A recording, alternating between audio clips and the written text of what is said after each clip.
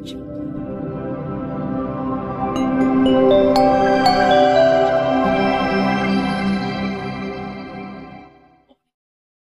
yang bergabung dalam Indonesia Taiwan Buddhist Community, juga yang tergabung dalam acara ini melalui YouTube channel. Saya ucapkan selamat bertemu dan tentu saja selamat Waisak, karena kita baru saja merayakan Waisak pada tanggal 23 Mei yang lalu. Semoga Anda semua selalu bersemangat di dalam mempelajari serta melaksanakan ajaran Sang Buddha, sehingga Anda akan memperoleh kebahagiaan. Saudara-saudara, Indonesia Taiwan Buddhist Community pada kesempatan ini mengadakan Waisak dalam tema yang sangat menarik, yaitu menjadi terang di kegelapan. Kemudian membawa cahaya spiritual ke dalam realitas dunia. Saudara-saudara, sebagaimana yang kita ketahui pada saat Waisak, kita memperingati 3 peristiwa penting di dalam kehidupan Sang Buddha, yaitu kelahiran Bodhisattva, kemudian Bodhisattva mencapai pencerahan atau mencapai kebuddhaan sebagai peristiwa yang kedua, dan peristiwa yang ketiga adalah Sang Buddha wafat. Semuanya terjadi pada saat Purnama Sidhi di bulan Waisak, sehingga kita memperingati Waisak sekaligus disebut dengan Trisuci Waisak. Tentu kita ketahui bersama bahwa kelahiran Buddha di dunia ini menjadi sumber inspirasi untuk sebagian besar orang. Karena mereka yang dahulu mungkin tidak memahami bahwa hidup adalah dengan realita berisi ketidakpuasan, kemudian ketidakpuasan ini ada penyebabnya, yaitu keinginan. Dan keinginan ini apabila dikendalikan, muncullah kebahagiaan, dan cara pengendalian keinginan dengan jalan mulia berunsur 8. 4 hal ini yang dijelaskan oleh Sang Buddha ketika beliau telah mencapai pencerahan atau penerangan sempurna. Dan 4 hal ini yaitu hidup berisi ketidakpuasan, ketidakpuasan ada penyebabnya yaitu keinginan, keinginan apabila dikendalikan muncullah kebahagiaan, kemudian cara mengendalikan keinginan yaitu dengan jalan mulia berunsur 8, pada saat itu menjadi cara untuk menyelesaikan ketidakpuasan tersebut. Dan pada saat itu memberikan kebahagiaan kepada mereka yang melaksanakan. Sehingga akhirnya mulai saat itu banyak orang belajar Dharma. Belajar Dharma dan diturunkan pada generasi-generasi selanjutnya untuk mencapai kebahagiaan yang sama. Dan sampai hari ini pun akhirnya kita bersama-sama juga kemudian memahami adanya 4 kesunyataan mulia ini. Dan kalau kita membaca dari sumber-sumber Dharma, ajaran Buddha-Buddha yang dulu, ajaran Buddha yang sekarang yaitu Buddha Gautama, dan ajaran Buddha-Buddha yang akan datang, nanti akan berisi 4 kesunyataan mulia yang sama. Bahwa hidup berisi ketidakpuasan, ketidakpuasan ada penyebabnya yaitu keinginan, karena semakin kita punya keinginan untuk mempertahankan hal yang kita sukai, semakin stres ketika kita berpisah dengan yang kita sukai tersebut. Semakin ingin kita mempertahankan diri supaya tidak bertemu dengan mereka-mereka ataupun hal-hal yang tidak kita sukai. Semakin stres ketika kita bertemu dengan hal-hal yang kita tidak sukai tersebut. Dan kita di dunia ini tidak bisa menghindarkan diri kita untuk tidak berpisah dengan yang dicinta dan tidak bertemu dengan yang tidak kita suka selama kita tidak bisa mengendalikan pikiran. Karena hal yang kita sukai itu ternyata adalah hal yang sesuai dengan keinginan kita. Dan kalau kita ingin pertahankan terus, satu ketika dia pasti lepas dari diri kita, pasti berpisah dengan diri kita. Sedangkan hal yang kita tidak sukai, ternyata juga sumbernya dari pikiran kita sendiri. Karena hal yang tidak kita sukai itu berarti hal yang tidak sesuai dengan keinginan kita. Sehingga sejauh mana kita mau mempertahankan diri supaya tidak bertemu dengan yang tidak kita sukai, satu ketika pasti ketemu lagi karena sumbernya adalah pikiran kita sendiri. Karena itu disebutkan dalam Dhamma bahwa untuk bisa memperoleh kebahagiaan maka sumbernya ini harus diselesaikan dulu, yaitu keinginan kita harus dikendalikan. Sehingga kalau keinginan kita bisa dikendalikan, maka kebahagiaan dapat kita peroleh. Nah sekarang yang keempat ini adalah cara untuk mengendalikan keinginan, yaitu disebut jalan mulia berunsur 8. Dan ini yang menjadi terang di tengah kegelapan. Jadi mereka-mereka yang bingung, mereka yang gimana ya cara mengatasi kesulitan dalam hidup, penderitaan hidup ini bagaimana? Karena penderitaan hidup ini dialami oleh semua makhluk, bukan hanya manusia saja. Jadi misalnya sekarang kalau kita melihat kucing misalnya, anaknya diganggu karena yang dia senangi itu adalah anaknya, ataupun beberapa hal yang kita lihat di video-video yang berkembang ataupun beredar di media massa, ya, media sosial terutama, kita melihat bahwa ada induk yang sangat mempertahankan anaknya. Kapan itu kita juga melihat misalnya bagaimana seekor tupai berani melawan seekor ular yang sedang melibat akan membunuh, memangsa anak tupai ini. Anda tentu bisa membayangkan tupai itu sekecil apa dan ular itu sebesar apa dan seganas apa. Tetapi induk tupai ini tidak mau menyerah. Dia menggigit sekujur tubuh si ular supaya ular ini melepaskan lilitan ke anaknya. Sedemikian kuat si tupai mempertahankan cintanya kepada si anak, menolak kebenciannya atas masalah yang ditimbulkan oleh si ular dengan menggigit dan terus menggigit, dan ular ini juga menggigit si induk tupai tanpa melepaskan libatannya kepada anak tupai. Ular ini tetap menggigit si induk tupai, tetapi induk tupai mengabaikan gigitan ular tersebut. Dia lari ke sana ke sini dan dia menggigit lagi tubuh si ular dan terus menerus sampai akhirnya ular ini tidak tahan dengan rasa sakitnya dan akhirnya ular ini menyerah. Dia melepaskan libatan di anak tupai tersebut dan dia pergi. Dan tupai ini, si induk ini, kemudian menyelamatkan anaknya, membawa anaknya naik memanjat pohon untuk menyelamatkan diri.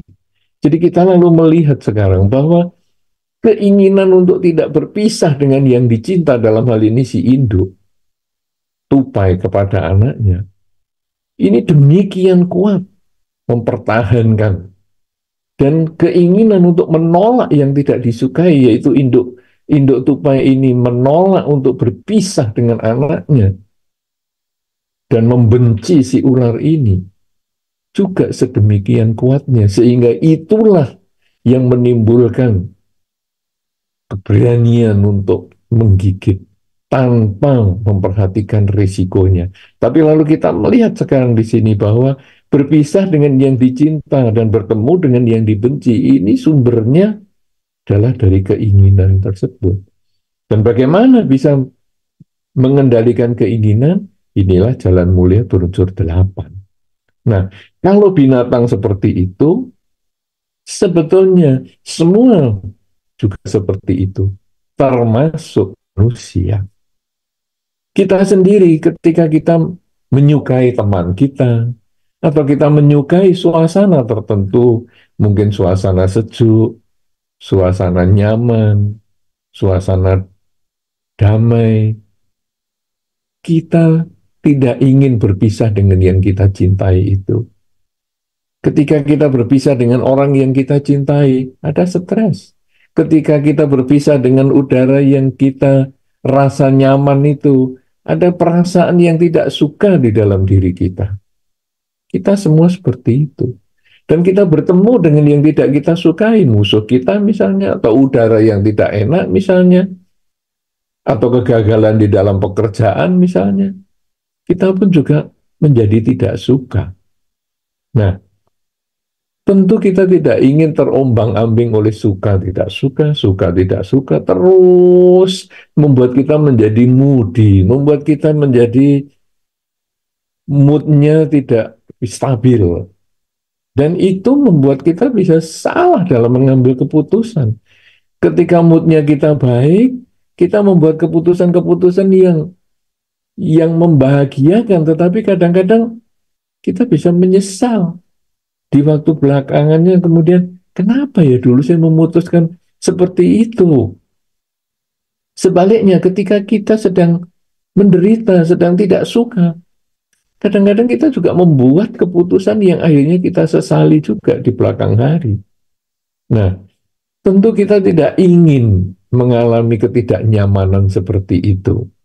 Ya, misalnya sekarang kalau kita dalam kehidupan sehari-hari ya, kadang kita kan memperoleh berita-berita banyak sekali dari media sosial ya, karena kita sumbernya sekarang kita lebih banyak belajar dari media sosial. Ya, apakah dari YouTube, WhatsApp, atau apa saja lah dari media sosial kita. Nah, kemudian kadang kita menerima berita yang kita anggap bahagia. Misalnya, kita bakal gajiannya dinaikkan misalnya. Wah, dapat dapat tulisan misalnya keputusan dari perusahaan bahwa gaji naik. Kemudian kita bahagia lalu kita sebarkan ya kemana-mana. Oh, ini gaji naik. Tapi itu ternyata berita bohong. Terlanjur kita sudah bahagia, kita bagikan. Ternyata berita bohong. Dan akhirnya kita stres. Sebaliknya kita juga bisa dapat berita yang tidak menyenangkan. Yang misalnya musuh kita atau di perusahaan yang tempat kita bekerja, orang yang kita tidak sukai atau suasana yang kita tidak sukai sudah diselesaikan. Orang yang tidak kita sukai di PHK-kan, dipecat. Suasana yang kita tidak sukai sekarang sudah diperbaiki. Misalnya kantinnya nggak enak ini, wah sekarang sudah diperbaiki. Ada rasa senang.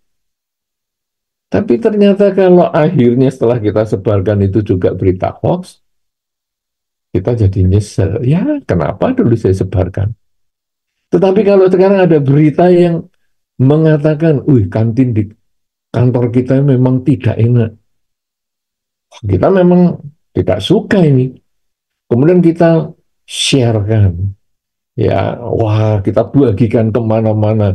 Ini nanti akhirnya orang yang namanya dijelekkan itu, kantin yang dijelekkan itu, menuntut kita. Nah, jadilah kita menjadi penderitaan muncul lagi.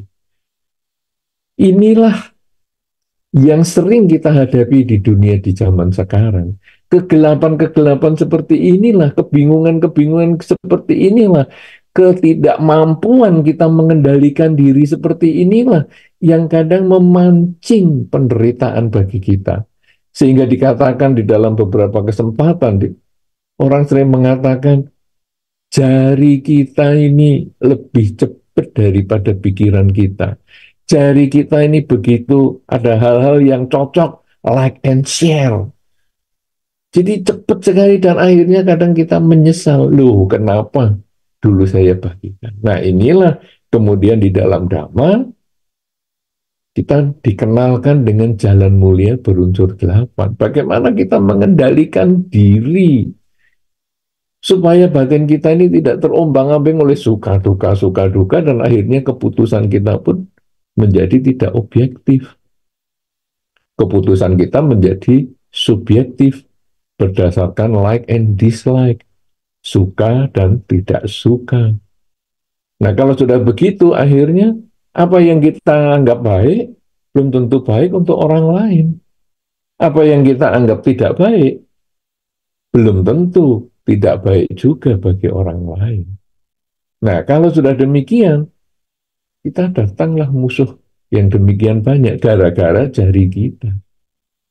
Nah, saudara-saudara, dengan jalan mulia berunsur delapan ini membuat batin kita menjadi lebih tenang. Karena jalan mulia berunsur delapan ini, kita dikenalkan tentang sistem pengendalian diri.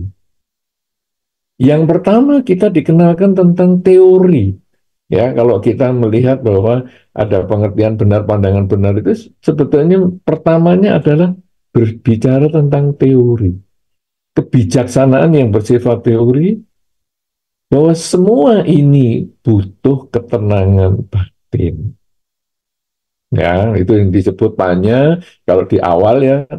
Kalau kita sekarang melihat jalan mulia berunsur delapan, unsur yang pertama dan kedua ini dikatakan adalah panya, sebetulnya yang pertama adalah panya yang bersifat teori dulu.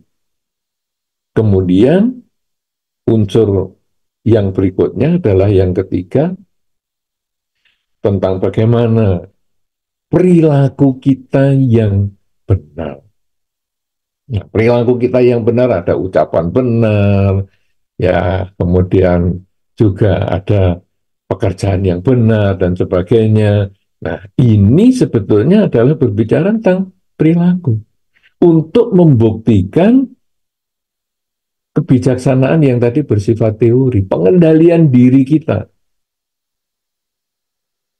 Nah, sekarang misalnya saya mendapat berita-berita yang menyenangkan atau tidak menyenangkan tadi. Kemudian kita berusaha mengendalikan diri dulu. Ya, kalau di dalam jalan mulia berunsur delapan ini kan dikelompokkan sebagai sila. Sila ini kan pengendalian diri. Ya, misalnya kalau kita kenal Pancasila Buddhis. Tidak membunuh, tidak mencuri, tidak berzina, tidak bohong, dan tidak mabuk-mabukan. Sebetulnya apa ini? Kata tidak ini. Ada kenyataan di luar kita, tetapi kita tidak melakukan. Tidak membunuh. Berarti sebetulnya ada pilihan untuk membunuh atau tidak membunuh. Misalnya yang paling mudah ada nyamuk misalnya, ada kecoa misalnya, ada binatang-binatang yang kita tidak sukai. Berarti ada pilihan. Saya mau membunuh atau tidak membunuh. Ini kebijaksanaan. Pertama bersifat teori tadi dan sekarang akan kita buktikan. Ada nyamuk, bunuh nggak ya? Kayaknya bagaimana ya? Kalau membunuh kan saya menanam padi, tumbuh padi.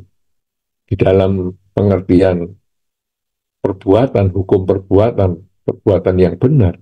Bahwa, wow, saya tanam padi, tumbuh padi.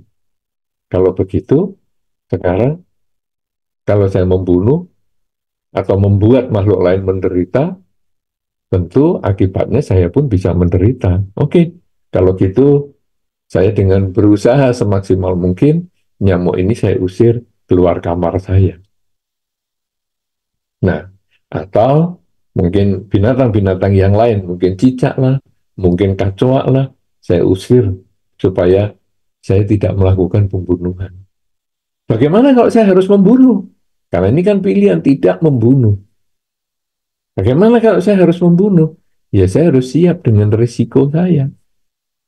Karena apapun perbuatan yang saya lakukan, risiko pasti kembali pada diri saya, bukan saya berikan kepada orang lain, atau saya bisa bagikan kepada orang lain. Nah, jadi tidak membunuh. Nah, saudara-saudara, dengan pelaksanaan sila ini, karena nanti ada tidak membunuh, tidak mencuri juga sama kan? Jadi ada pilihan, mau mengambil atau tidak mengambil. Kalau sekarang kita menggunakan kebijaksanaan teoritis tadi, bahwa saya harusnya tidak mengambil, karena kalau saya mengambil tentu buahnya pun akan kembali pada saya. Apakah saya mau diambil hal-hal yang saya sukai juga? Nah, dengan demikian maka tidak membunuh, tidak mencuri, tidak berzina, tidak bohong, dan tidak mabuk-mabukan ini sebetulnya adalah kembali pada perenungan, sanggup nggak saya mendapatkan risiko tersebut. Karena risiko itu bisa jangka pendek dan jangka panjang. Bisa saya terima di kehidupan ini kalau jangka pendek, bisa saya terima juga di kehidupan-kehidupan mendatang kalau itu jangka panjang. Kalau sudah demikian, wah, kebijaksanaan yang bermain. Bagaimana kebijaksanaan ini bisa bermain? Ketika kesadaran selalu kita jaga. Nah, inilah masuk pada tiga bagian yang berikutnya di dalam Jalan Mulia Berunsur 8, yaitu daya upaya, kemudian konsentrasi, dan kesadaran yang benar. Jadi, kita sekarang harus mengembangkan kesadaran. Saat ini saya sedang apa ya? Oh, saat ini saya sedang digigit nyamuk. Ada nyamuk yang hinggap di tempat saya. Gimana ya? Nah, saya mau pilih apa nih? Bunuh atau tidak bunuh? Saat ini saya sedang apa? Saat ini saya sedang melihat cicak di atas jendela kamar saya. Bagaimana ini? Mau saya pilih bunuh atau tidak bunuh? Bunuh atau usir? Nah, ini semua adalah berdasarkan kesadaran. Dan ketika kemoralan dan kesadaran ini bergabung untuk bisa membuktikan kebijaksanaan yang tadi bersifat teori, maka kebijaksanaan itu akhirnya menjadi kenyataan. Dan akhirnya muncullah kebijaksanaan yang sesungguhnya. Sehingga Jalan Mulia Berunsur 8 itu disusun, kalau kita melihat susunannya adalah panya, sila, dan samadhi. Beberapa orang sering menjelaskannya, panyanya dipindah ke bawah. Jadi sila, samadhi, panya. Nah, kalau demikian, kenapa zaman Sang Buddha dulu, Sang Buddha tidak menyebutkan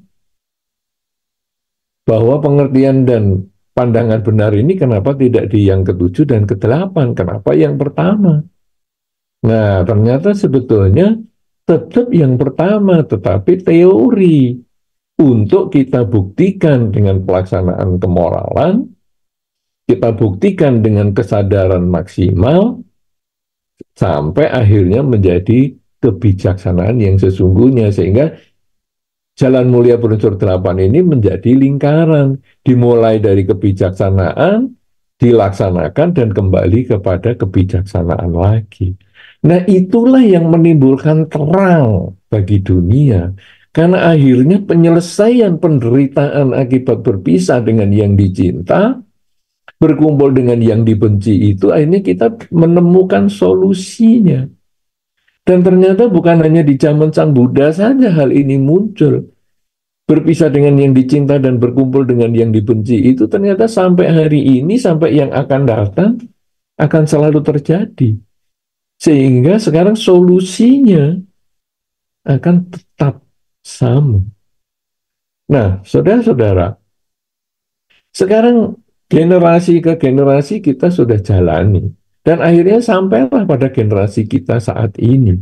Bagaimana kita membawa dhamma di dalam kehidupan kita sehari-hari. Bagaimana sekarang kita membawa cahaya spiritual di dalam realita dunia zaman sekarang. Saudara-saudara, zaman ini zaman yang cepat sekali berubah. Suka duka demikian cepat berubah. Media sosial demikian cepat mempengaruhi pola pikir seseorang. Sesuatu yang viral akan langsung mempengaruhi pola pikir kita. Kita kadang-kadang di dalam menggunakan media sosial, kita kadang-kadang mencari hal-hal yang viral. Apa sih sekarang yang viral? Nah, sekarang kalau yang viral bagus, positif, wah langsung kita share kemana-mana.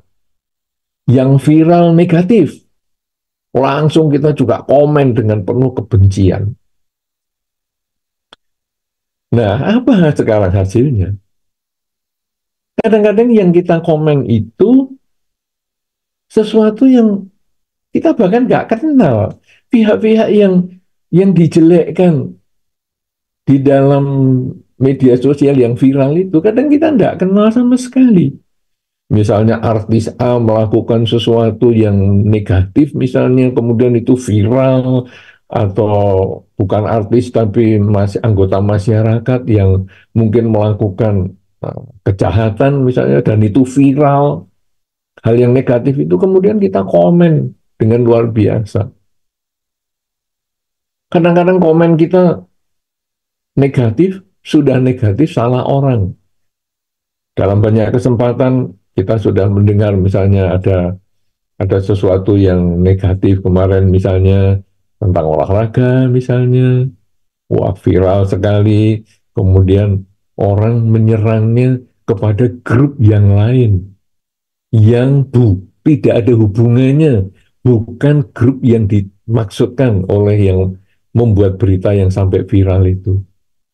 Nah ini kan akhirnya kita yang mengomentari secara negatif ini sudah bikin karma buruk, orang yang salah menerima itu, dia kan juga tidak nyaman. Kita mengkondisikan orang menjadi tidak nyaman, bikin karma buruk baru bagi kita. Selain kita sudah menanam karma buruk dengan jari kita, ternyata orang yang tidak suka itu juga mengkondisikan kita menambah karma buruk yang baru.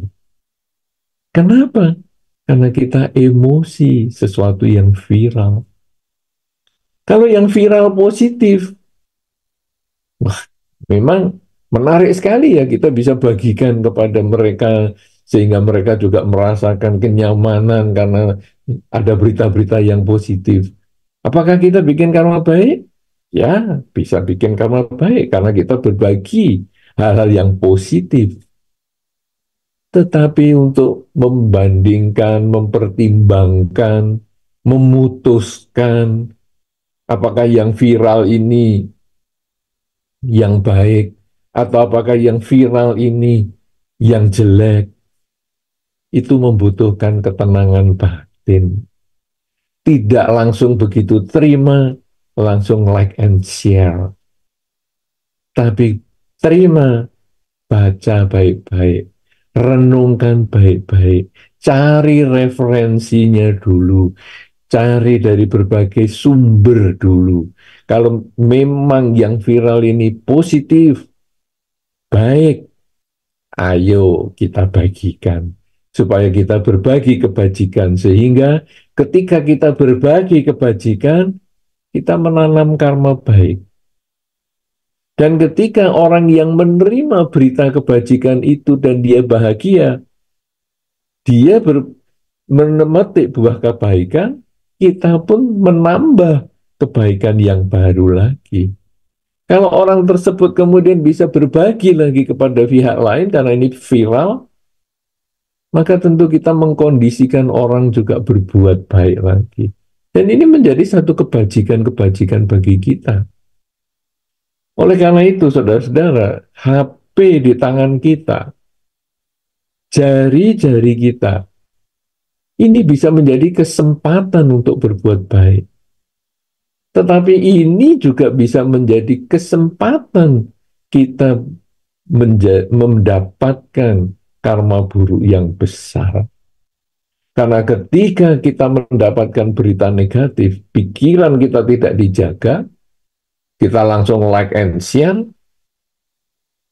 maka kita menambah karma buruk yang banyak. Kita mendapat berita baik, like and share, kita memperoleh karma baik. Kalau demikian, saudara-saudara, alat misalnya HP, ini semua sebetulnya adalah netral. Bukan baik, bukan jelek.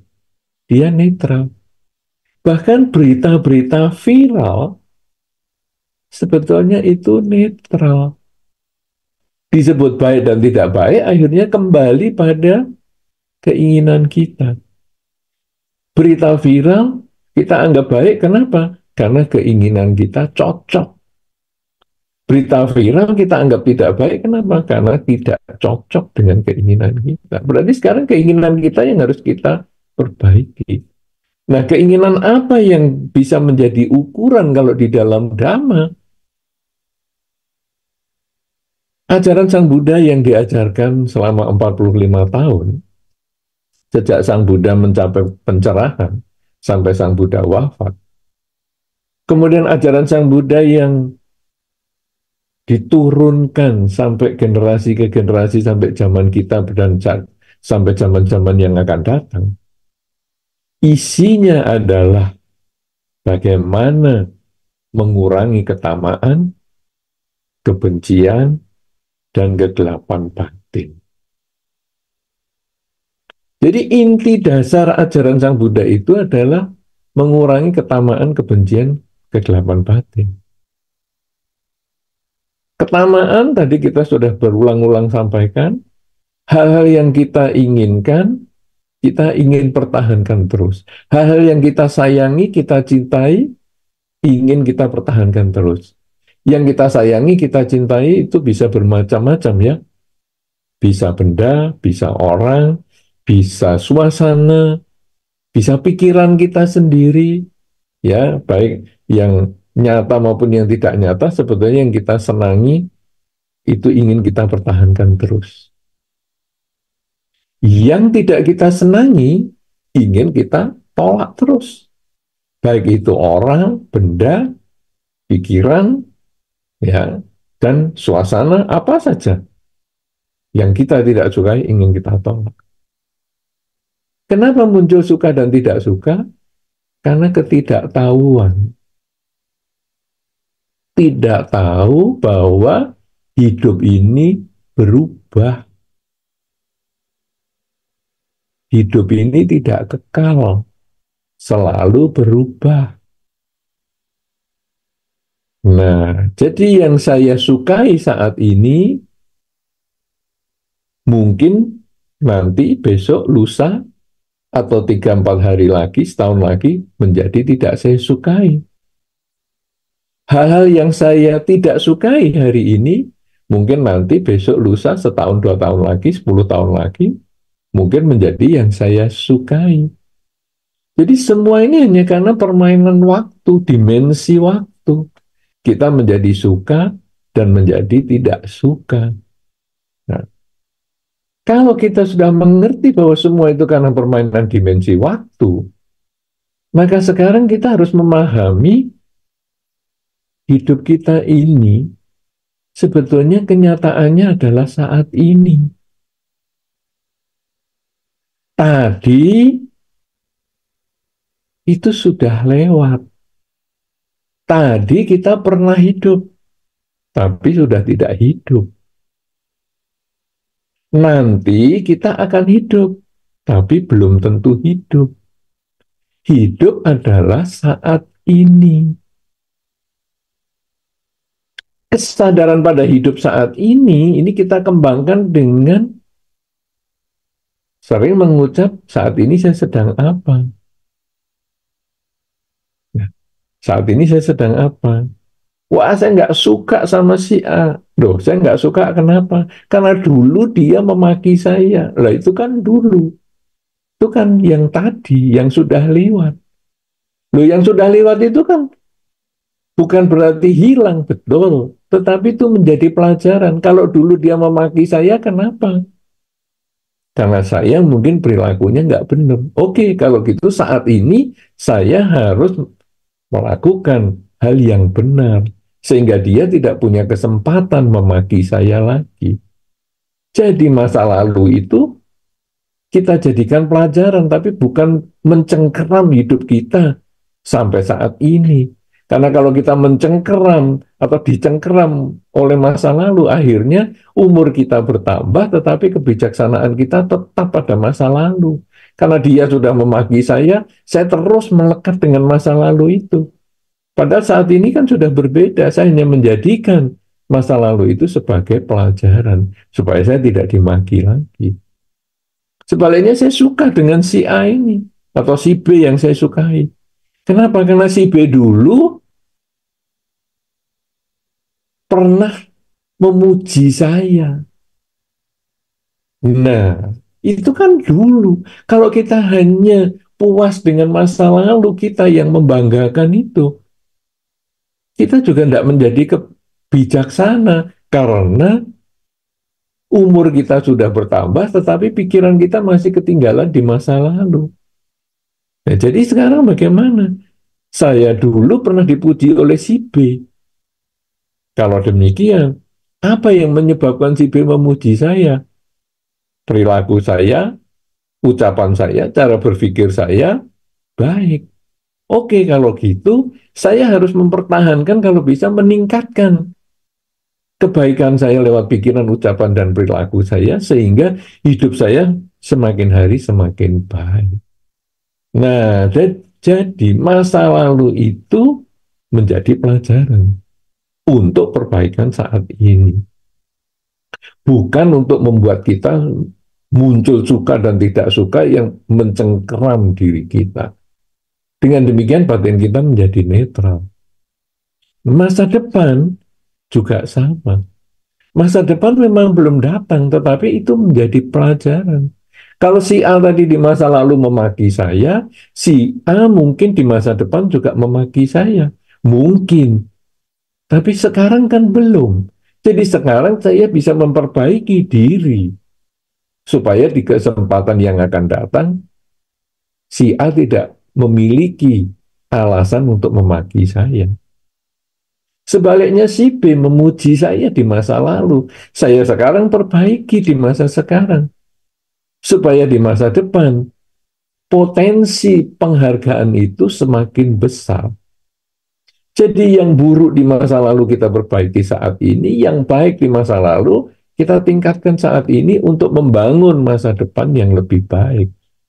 Nah, kalau kita bisa memahami bahwa hidup saat ini, maka kebencian dan kesukaan ini menjadi lebih netral.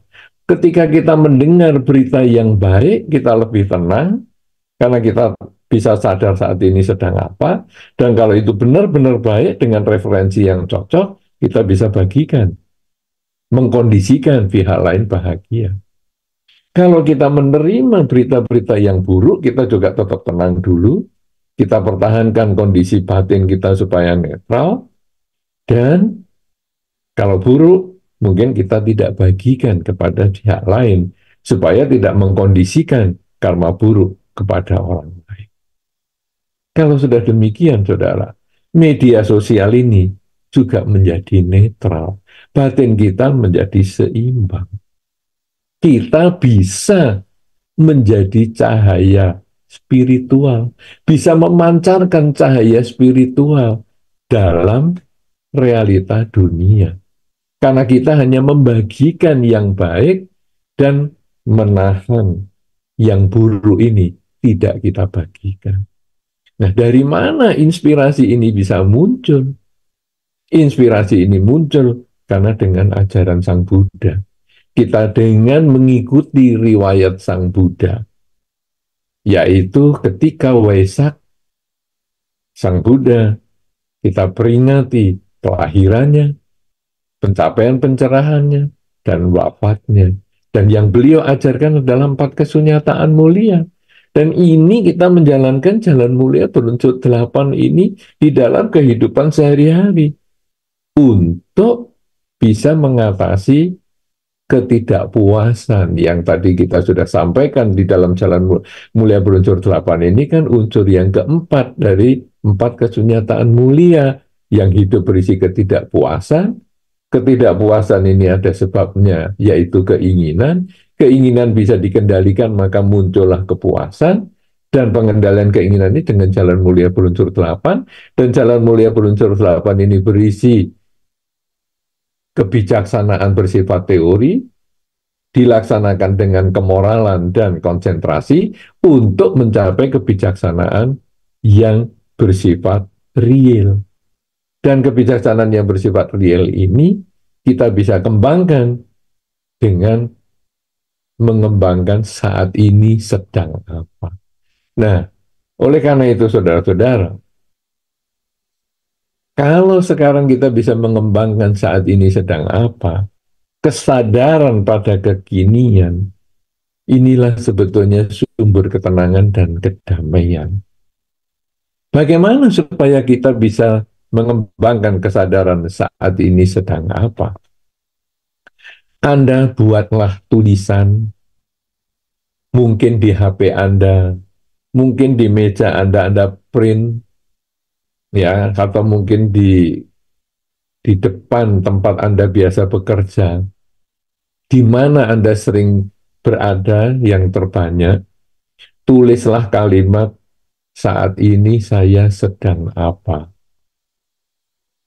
Supaya Anda pada waktu senggang, waktu Anda sedang tidak sibuk, Anda ketika melihat di meja kerja Anda, lalu tertulis saat ini sedang apa, Anda otomatis membaca dan Anda otomatis menyadari, oh saat ini saya sedang membaca, oh saat ini saya sedang berbicara, oh saat ini saya sedang berpikir. Kemudian ketika Anda membuka HP, lalu dibuka, wallpaper Anda juga tulisannya saat ini sedang apa. Jadi begitu dibuka, saat ini saya sedang apa? Oh, saat ini saya sedang membuka HP. Sehingga nanti apapun berita di HP ini, yang viral ataupun yang tidak viral, yang kita suka ataupun yang kita tidak suka, kita semua dengan kesadaran meneliti dan menerima hal itu. Sehingga yang suka dan baik, sudah kita teliti baik, kita bisa bagikan. Yang kita suka, kita teliti, ternyata ini tidak benar, ya tidak kita bagikan, kita delete saja, atau kita hapus. Kemudian yang tidak suka, kemudian kita periksa, tidak baik, ya kita tidak usah bagikan. Tidak suka, benar, ya tidak usah kita bagikan, karena ini juga mungkin tidak nyaman kalau kita bagikan ke orang lain. Jadi ini semua ada pertimbangannya semua. Dan kalau sudah demikian, maka kalimat yang saat ini saya sedang apa, ini menjadi sangat kuat pengaruhnya pada kehidupan kita. Membangkitkan kesadaran, sekaligus membangkitkan ketenangan untuk diri kita, sadar dan tenang, sekaligus kita bisa mengkondisikan pihak lain sadar dan tenang ketika kita hanya membagikan hal-hal yang baik dan tidak membagikan hal-hal yang buruk. Ini adalah cara yang paling sederhana. Tetapi kalau ingin yang lebih mendalam tentang hal ini, saat ini saya sedang apa, maka Anda bisa melakukan latihan konsentrasi yang disebut dengan meditasi atau bhavana yang tadi Anda pada saat sebelum acara ini ataupun sharing dhamma ini dimulai, Anda sudah melakukan itu beberapa saat, yaitu meditasi. Lakukan itu pagi bangun tidur, malam mau tidur. Sering ucapkan saat ini sedang apa, saat ini saya sedang bernafas, Saat ini saya sedang apa? Saat ini saya sedang menarik nafas. Saat ini saya sedang apa? Saat ini saya sedang mengeluarkan nafas. Sebetulnya meditasi itu adalah sarana untuk menyadari saat ini sedang apa yang kita akan gunakan nanti di kehidupan sehari-hari. Banyak orang menganggap meditasi itu upacara. Jadi kalau puja bakti begini baru ada meditasi. Meditasi itu bukan upacara. Meditasi itu adalah latihan keterampilan berpikir supaya sadar saat ini sedang apa. Sehingga nanti kalau kita latih pagi bangun tidur, malam mau tidur, di kehidupan sehari-hari itu kita terbiasa. Saat ini saya sedang apa? Sedang jalan. Fokus dengan jalan. Saat ini saya sedang apa? Sedang bekerja. Fokus dengan pekerjaan. Saat ini saya sedang apa? Sedang berpikir. Fokus dengan pikiran kita. Jadi apapun yang kita lakukan, sedang berpikir, sedang berbicara, sedang bekerja, kita selalu fokus. Kenapa? Karena kita latihan dari pagi bangun tidur, malam mau tidur. 15 menit sehari saja. Pagi bangun tidur, malam mau tidur. Anda pagi bangunnya jam berapa? Terserah. Mau bangun jam 4 pagi, bagus. 15 menit untuk latihan konsentrasi. Anda bangunnya jam 7 pagi, tidak apa-apa.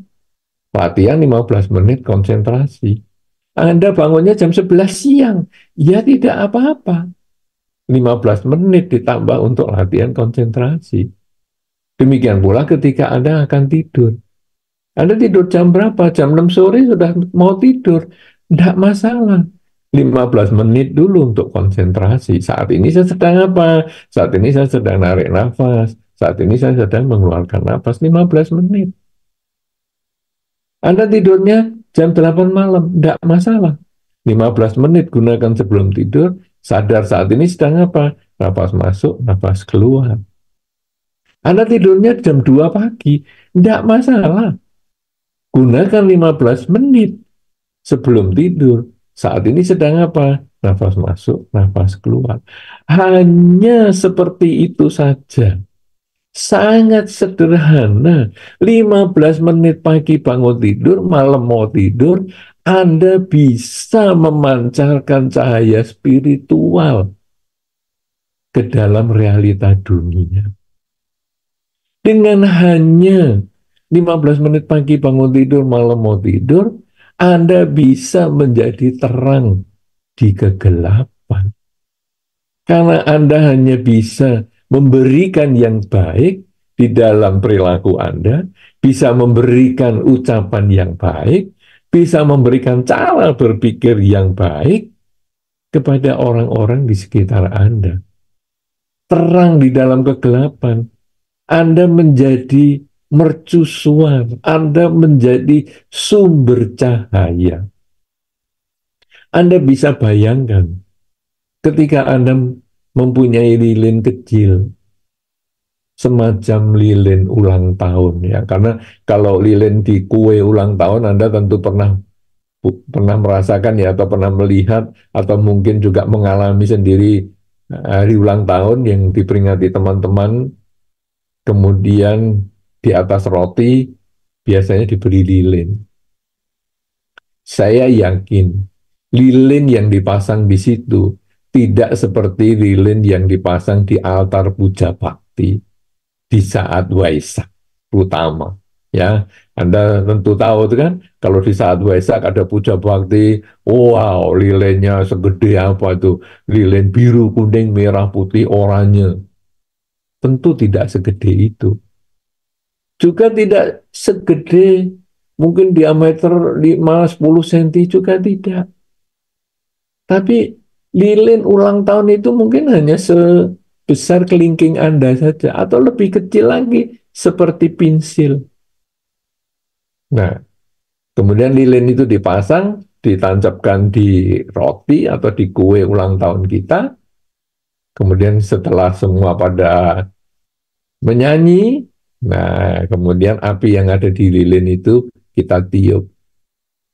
Sangat mudah karena lilinnya kecil, hanya sebesar pensil mungkin diameternya atau lebih kecil lagi.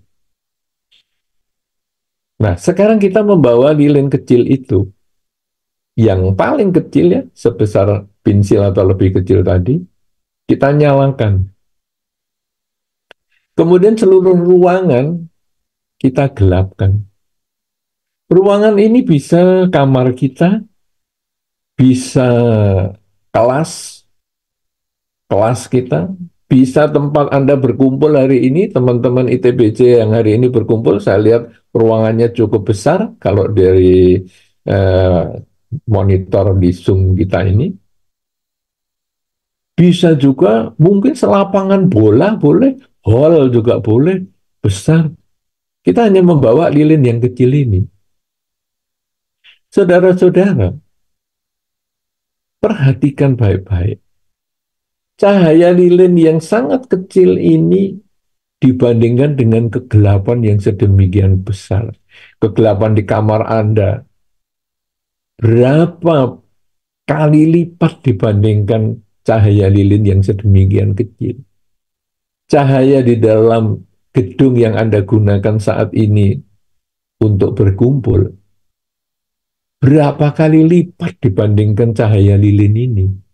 Kalau itu di hall yang besar, berapa juta kali lipat besarnya kegelapan dibandingkan cahaya lilin ini. Tapi seberapapun besar kegelapan, dia tidak bisa mematikan cahaya lilin ini. Cahaya lilin yang kecil ini tetap bisa menerangi lingkungannya. Walaupun di tempat yang jauh, di ujung hall sana, orang masih bisa melihat cahaya yang sedemikian kecil. Dan cahaya yang gelap jutaan kali lipat dibandingkan dengan cahaya lilin ini, dia hanya bisa menunggu sampai lilin ini mati sendiri. Dia tidak bisa menekan kehidupan lilin ini. Sekarang saudara-saudara, kita adalah lilin-lilin tersebut. Hal yang ada, ajaran Dharma yang ada di dalam pikiran kita, ini seperti cahaya lilin yang kecil ini di tengah lautan manusia yang sedemikian banyak. Lautan manusia yang sedemikian banyak ini tidak bisa mematikan cahaya lilin kita. Cahaya lilin kita ini hanya bisa kita matikan sendiri oleh diri kita. Kita tiup dan kita matikan lilin itu. Artinya, pencerahan di dalam Dharma, pemahaman kita pada Dharma, pengertian kita pada hidup saat ini di dalam Dharma, tidak akan bisa dimatikan oleh siapapun juga, kecuali kita sendiri yang tidak ingin memiliki kemampuan untuk menyadari hidup saat ini.